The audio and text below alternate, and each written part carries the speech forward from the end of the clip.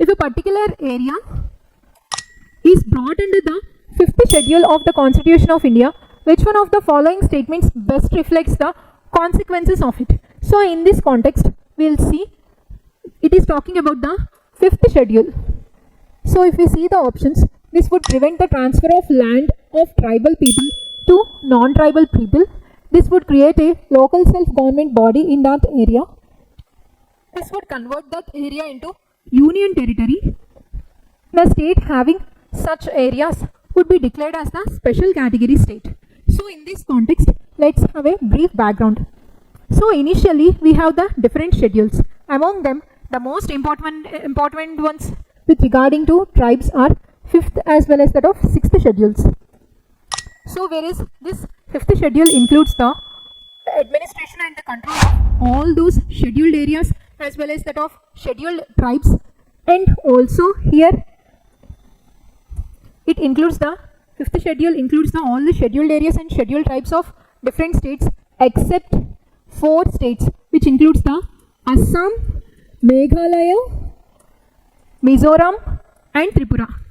So whereas that of the 6th schedule mainly talks about the administration of different tribal areas, which include only in the 4 states, that is the Assam, Meghalaya, Mizoram as well as that of the Tripura. So here we are talking about the 5th schedule, so let's stick to that. So under the 5th schedule mainly talks about the administration and control of different scheduled areas and the scheduled tribes who are present in the different states except that of these 4 states. And also there is an article called 244 clause 1. So according to this particular article, the only president has the right to specify a particular area as a scheduled area. If we see the role of the governor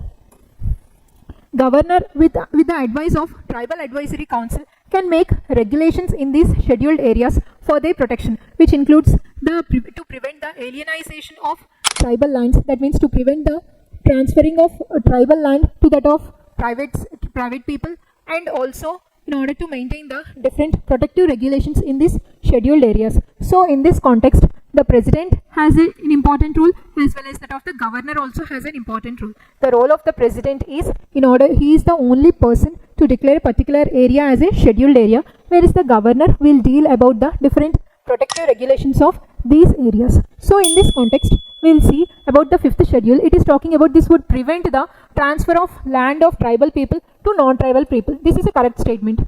And here this would create a local self-governing body. No, this is provided through a PESA Act. That means the extension of these local self-government to tribal areas, which is a different one. So this would convert that area into union territory. No, it is not going to happen. And also it is the president has a right to convert any area into to designate as a scheduled area. So there is nothing such kind of provision to convert that area into union territory. Next one is state having such areas would be declared as a special category state.